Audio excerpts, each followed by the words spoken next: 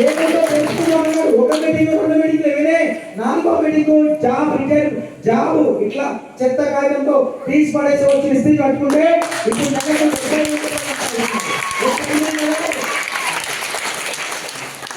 ఒక ethics విలువలున్న leader మేమేం చెప్తారు, ఏం చేయమన్నా చేస్తావాడు.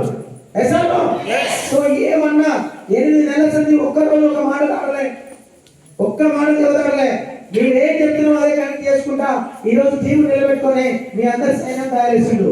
మేము ఒకే మాట చెప్పినా అమ్మా పక్క 1,00,000 వచ్చేంత వరకు మీ అంట నిలబడతా. నేను వెస్టీలో డబ్బులు ఉన్నాయి, లక్షలు ఉన్నాయి, లక్షలు చెప్పుకొని పోయేటోళ్ళు చాలా మంది ఉంటారు, ఫోన్ చేస్తారు, పైసలు ఉన్నాయి, చేసుకోరు మీ బాధ మీరు వారు, మీ ఏరియా మీరు వారు అని చెప్తారు.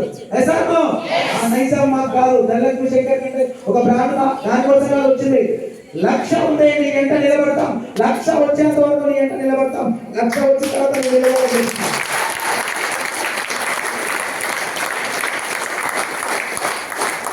సో అలాంటి గ్రేట్ లీడర్, ఎథిక్స్ విలువలు ఉన్న లీడర్. సో ఒకసారి గట్టిగా క్లాప్స్ కొట్టండి.